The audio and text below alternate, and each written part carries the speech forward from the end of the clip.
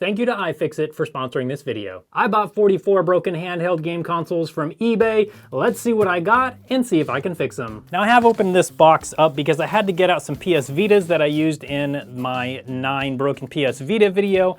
If you haven't seen that video, I'll put a link in the description so you can watch that. But all the rest of these I haven't opened. In fact, I don't even remember what I got in here, so this will be a surprise for me and for you. For a guy like me, this is just like Christmas morning. Let's see what we have in here. Well, it's packed really nicely, that's for sure. Wow, look at all these. There's some cool stuff in here, I can tell you that right now. These look like maybe the oldest. And then we have some DS Lites. I haven't worked on these for years. Looks like maybe DSi. So 3DSs there, more 3DSs. These ones are DSi's too. Oh, here we go. We got a Game Boy Color in here and a Game Boy Advance, so those are even older. So 3DSs, so we got some PSPs, and then it looks like the rest of these are 3DSs and a 2DS. Oh, these are all 2DSs. Okay, so we got 3DSs and 2DSs. This is super cool. I hope you guys are as excited for this video as I am. This is amazing. So here we go. How badly do you want to be me right now? I'm gonna get these out of the packaging so we can look at them all, and then we'll see what's wrong with them and get them fixed. If you're trying to fix a game console, an old handheld one, or even the newer ones, iFixit has guides to fix basically any game console out there, and I highly recommend them. I'll also be using my iFixit Protect toolkit for these repairs, as well as my precision electric screwdriver, and I'll have links to both of those down in the description below. Now I do have to mention this is gonna be at least a 2-part video because this is just too many to fit all in one video. I'll have a link to the second video on the end card once you get there, so you can just click on that to keep watching these repairs. This is amazing. I was hoping I was gonna get a Game Boy or a Game Boy Color. We're missing the back on this, but other than that, this actually looks like it's in great condition. And then we also have a Game Boy Advance. We have like some bugs or dead bugs in the packaging. Hopefully none of these are infested with anything. That would be disgusting. We have some major battery corrosion here. Other than that though, it looks pretty good. Also missing the back cover, which is a bummer, but it looks good other than that. So hopefully that's the only problem with this one.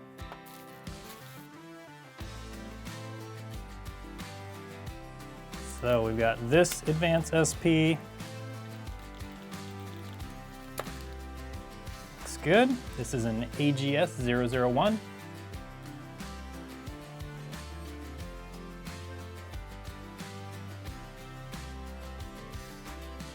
This one even turns on.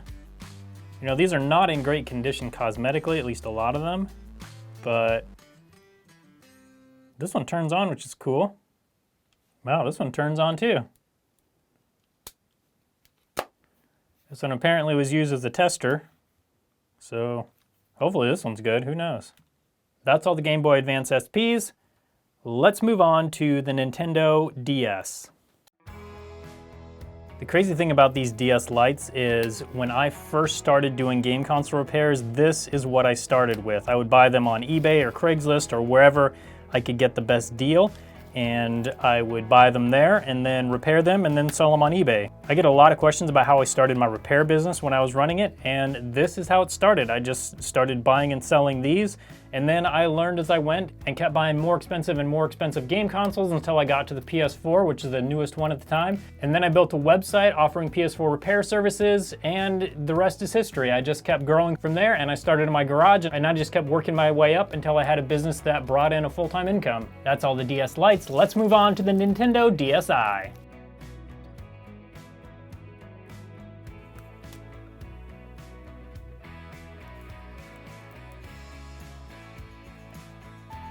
I'm so surprised about how many of these actually do power on.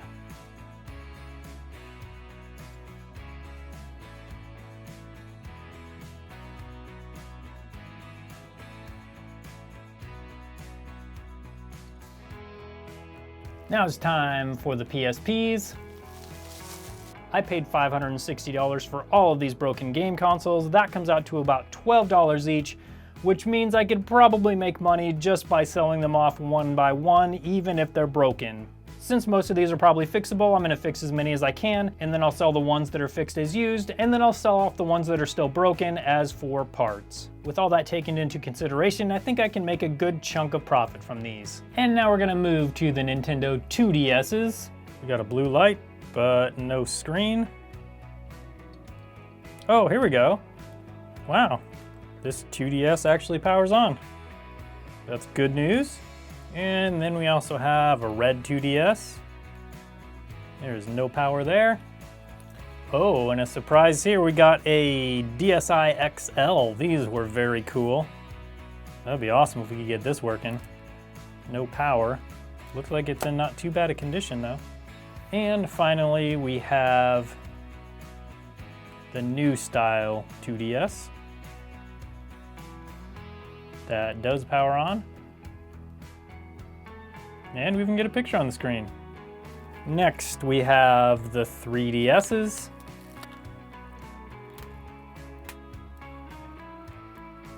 Screens on this are in really good condition. Back when I was selling these on eBay, the pink ones always went for more. Don't know why, but they did.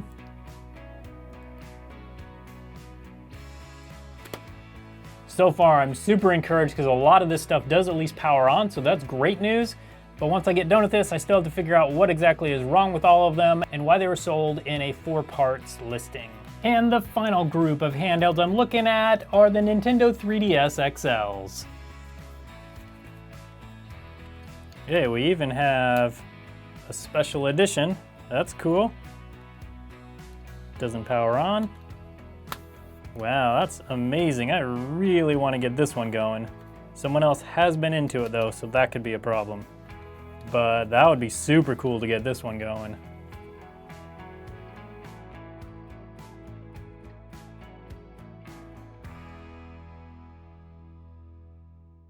Now I have a massive pile of broken game consoles. It's time to get started diagnosing them. Starting with the Game Boy Advance, this one is pretty obvious what the main issue is there's a lot of corrosion in the battery compartment. So that's got to be fixed first. And then once that's fixed, then we can move on and see if there's any other problems. After we get some batteries in the Game Boy Color, let's see if it powers on. Yes, it does. The speaker's very quiet and we do need a battery cover. So we'll need to replace that speaker, get a battery cover for it, and then test the game slot. Next is time to look at the Game Boy Advance Sps and get those ones diagnosed. This one has a really scratched screen. Let's see if it turns on. Okay, it does turn on. Let's try it with a game in it and see if it plays the game. Oh, there we go.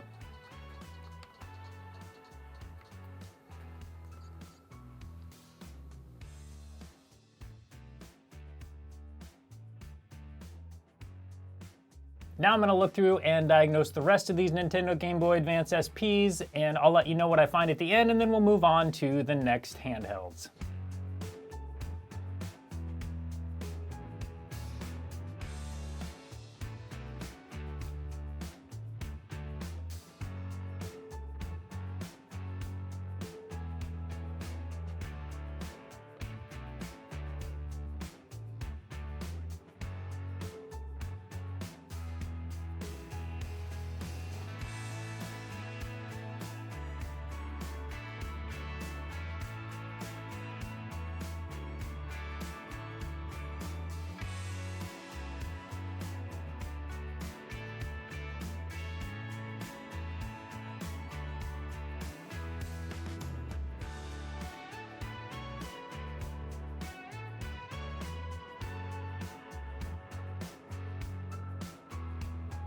So I have all the initial diagnoses for the Game Boy Advance Sps. We've got several in here that seem to work just fine, which I love to see. There's several that definitely have some sort of power issues, most likely battery issues. So we'll get those fixed once we get the rest of these diagnosed. Let's move on to the Nintendo DS Lites. Once again, for all these handhelds, I'm just doing a basic diagnosis and testing the basic features.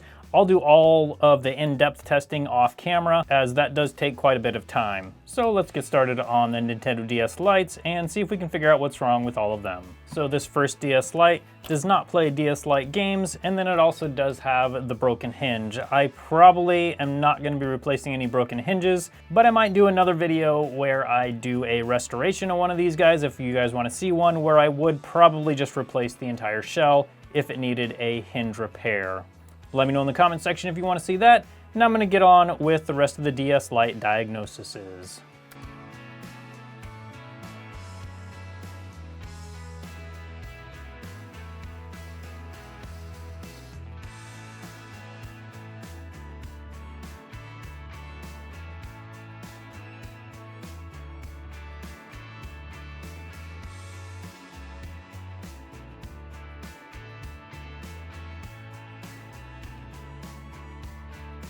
These DS Lites had various problems, from cracked screens to game slots not working, as well as things like cracked hinges. So we've got lots of different problems on the DS Lites. Let's see how the DSi's do. So here's our first Nintendo DSi. These are very similar to the DS Lite. They just add quite a few features like Wi-Fi and cameras, and they remove the feature of being able to play the Gameboy Advance games. Let's check out this first one and see if it turns on. We do have power, so that's good. Let's try the game slot. That's good news, and there we go. Okay, great. This one is ready to play a game.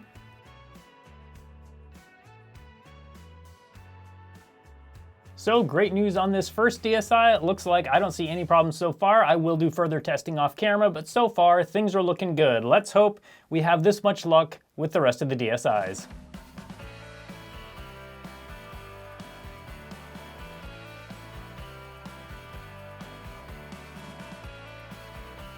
So really not too bad with the Nintendo DSi's. We got several that didn't seem to have any problems at all. There were several with screen problems, and then this DSi XL has a charge port problem. I'm really excited to get this one working, so we've got to get this charge port replaced and maybe the battery after that, but then we can test this one.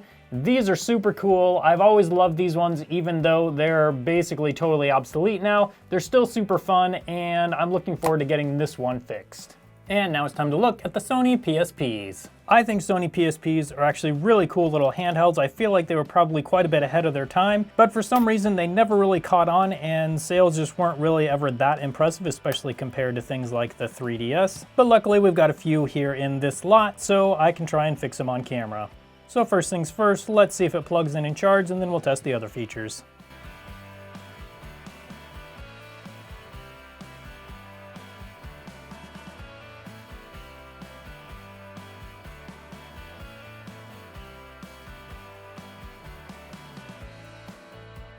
So this PSP actually looks pretty good. I put the UMD in to play it, and it played just fine, and I don't see any other problems. I do have to test a couple other things like the memory slot, but other than that, other than some cosmetic issues, this PSP actually looks really good.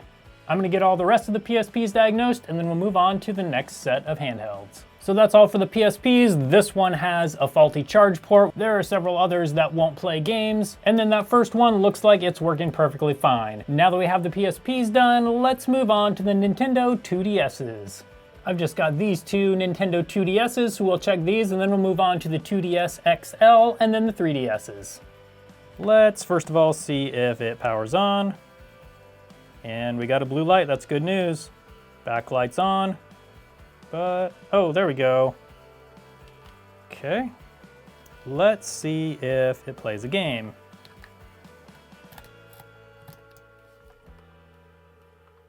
It definitely does not play a game. So this 2DS doesn't recognize any games, so that seems to be the only problem with this one so far. So I'm going to set this one aside and take a look at the next one. And this one is easy to diagnose. The screen is just shattered on the top and bottom screen, So this one definitely needs a new screen. One of the cool things about these is this top and bottom screen are actually just one screen assembly. So to replace them, you just gotta replace this whole assembly. And here we have the Nintendo 2DS XL. Let's see what's wrong with this one. We've got the blue light down here, which is great news. Let's see if we get a display. Okay, great.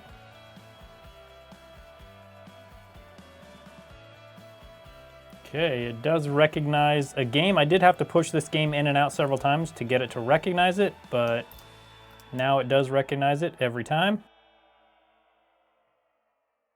And I think that might be all that's wrong with this 2DS XL. I'll test this one more off camera before I sell it or give it away. Now it's time for the Nintendo 3DSs. And here we go, let's just start with this black 3DS.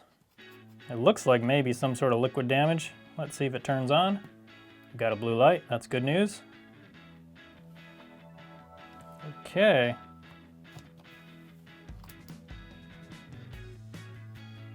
Does not notice the game. Oh, there we go. So the game came up for just a second and now it won't show it again. So I think we probably just have some bad or dirty pins in the game slot. Other than that, this one looks like that might be the only problem with it.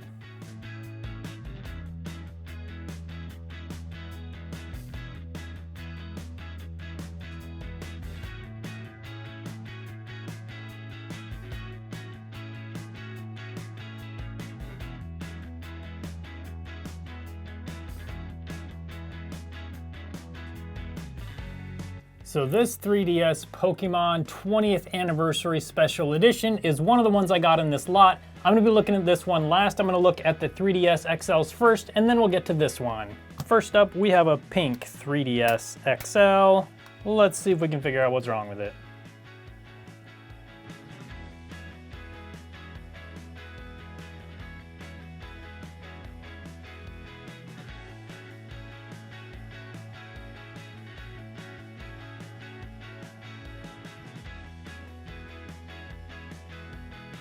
And number 44, our last and final handheld game console. Let's see if we can figure out what's wrong with this one.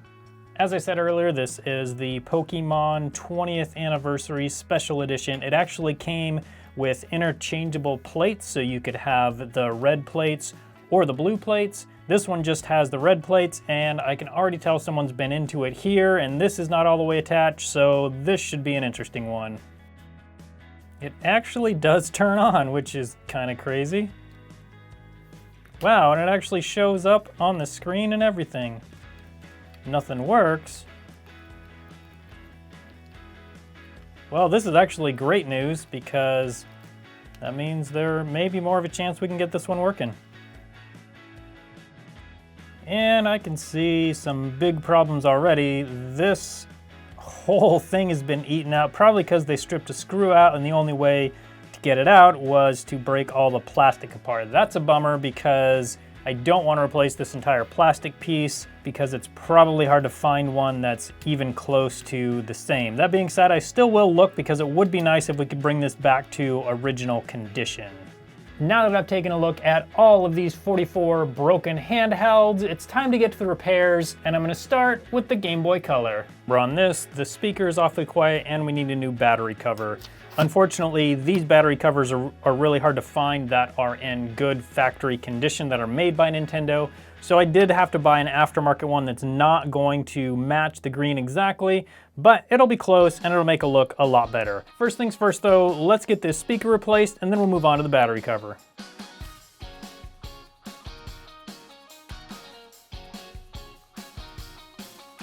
The nice thing about these is the battery is pretty easy to replace overall. I'm going to loosen some of these screws so I can lift the motherboard just slightly, enough to get this speaker out.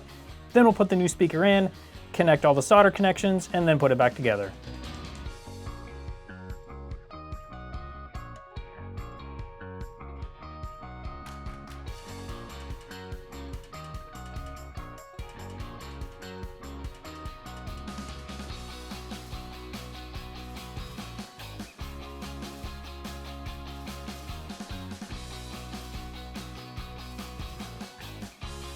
So you can see the battery cover is a little bit different color than the green on the case of the Game Boy Color, which is kind of a bummer, but at the same time, it looks better than not having one at all. Now it's time to test how well that speaker works, and I'm gonna use everyone's favorite game, Lucky Luke. Just kidding. I only use this game as a tester. I'd never even seen it before I got it for testing these games. Oh, nice and loud. So there's the lowest volume.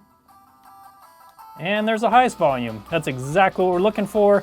This Game Boy Color is now in great working condition. Could use a tiny bit of cleaning, but overall it's actually looking really good. So this is the first fix out of our lot of 44. It turned out great. Now it's time to move on to our second fix, the Game Boy Advance. If you remember, this one has a lot of battery corrosion in the battery compartment, so we got to take this all the way apart so we can clean that all up, and then we'll see if it works after that.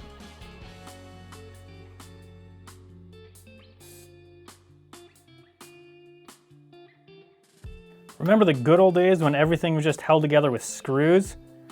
Those were some good days. Now we got all sorts of adhesive holding everything together. And here we go, we got some cleaning to do here. Definitely have a lot of cleaning to do here. And then we got to clean up all of this right here on the motherboard. Hopefully this one will still work when we're done.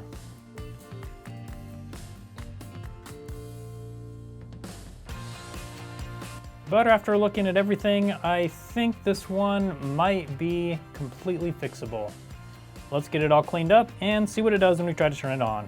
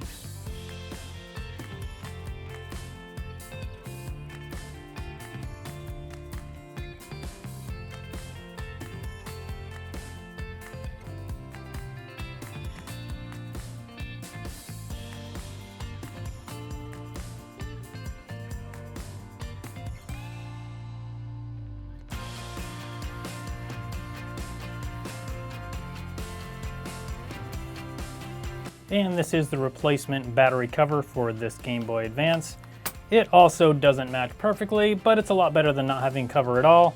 Now we have this one all cleaned up and looking good. Let's see if it powers on and if it plays a game.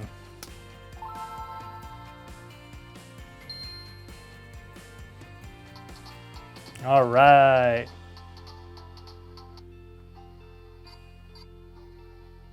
And there we go. We have this Game Boy Advance working great. So I've got number 2 out of 44 fixed. I don't know about you, but I'm having a blast with this so far. Let's move on to the Game Boy Advance SPs. Out of the 7 Game Boy Advance SPs, 4 of them work fine and 3 of them need repairs.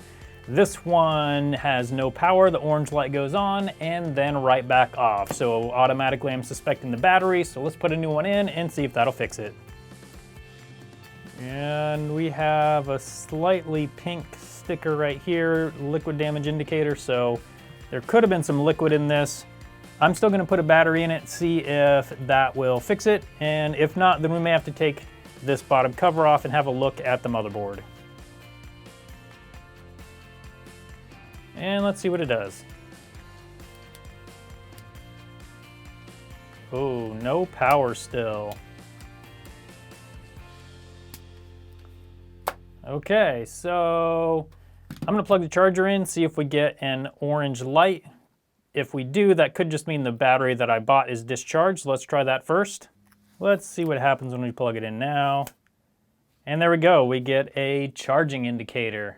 So I'm gonna let this one charge while we try and fix the other 2, and then we'll try and turn it on once we're done. Number 6 also has no power and the orange light goes on and off, and number 8 has no power and no orange light at all. This is a telltale sign of a faulty battery. If you look at it, you can see how bulged out it is. That means that the battery is faulty.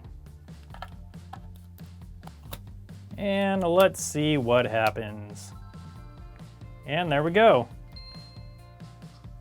Perfect. So number 6 is all fixed, and we can move on to number 8.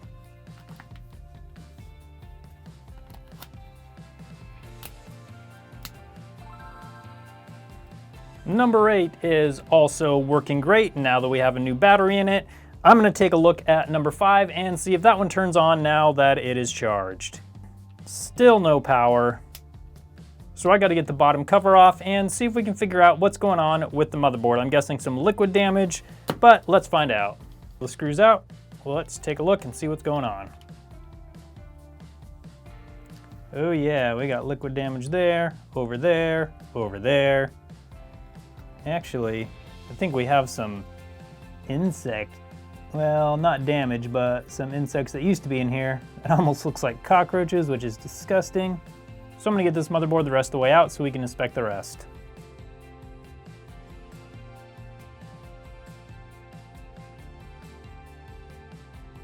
And here is the motherboard. I don't see too much obvious on this side,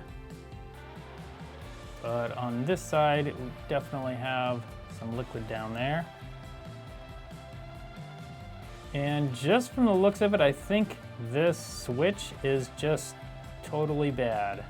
Also, by looking at it, this switch that tells when the game is inserted also does not look good. It feels fine when I press on it, but judging by the look of this, it does have some liquid damage.